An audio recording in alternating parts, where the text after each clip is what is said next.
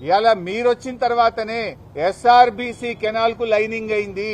పోయిన ఎండాకాలంలో ఈ ఎండాకాలంలో మీ చేతగాంతనం వల్ల లైనింగ్ జరిగి ఇలా నీళ్లు ఎక్కువ తీసుకుపోతున్నారు. గతములో మేము ఆపాము. మా ప్రభుత్వం రాయలసీమ లిఫ్ట్ మీద స్టే తెచ్చింది, ఎస్ఆర్బీసీ లైనింగ్ మీద స్టే తెచ్చింది, పనులు జరగకుండా మేము ఆపాము. కానీ మీరు వచ్చిన తర్వాత ఇవాళ పోయిన ఎండాకాలంలో చంద్రబాబుతో మరి ఏం ఒప్పందం చేసుకున్నారో, మీ చీకటి ఒప్పందం ఏందో మాకు తెలియదు. కానీ గత వేసవి కాలం ఈ వేసవి కాలంలో లైనింగ్ జరగడం వల్లనే ఇవాళ నీళ్లు ఎక్కువ పోతున్నాయి. ఆ పాపం 100% నాడైనా నేడైనా మీదే. ఆనాడు ఉమ్మడి ఆంధ్రప్రదేశ్ లో కృష్ణాలో 299 టీఎంసీలు ఇచ్చి తక్కువ నీళ్లను తెలంగాణ కేటాయించి అన్యాయం చేసింది కాంగ్రెసే.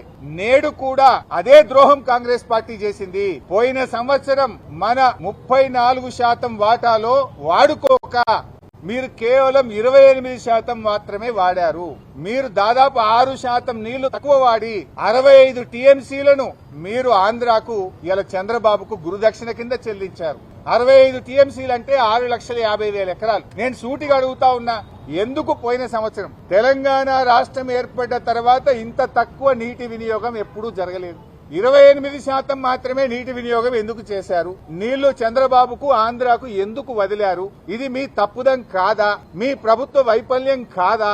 ఉన్న నీళ్లను కూడా వాడుకోలేని తెలివి తక్కువ దద్దమ్మ ప్రభుత్వం మీది కాదా? ఇంకొక 6 నెలలైతే బహుశా ఈ సంవత్సరంలోనే ట్రిబ్యునల్ అవార్డు, కేసీఆర్ సాధించిన ట్రిబ్యునల్ అవార్డు పాస్ చేయబోతా ఉంది. దాంట్లో మన వాటా పెరుగుతుంది.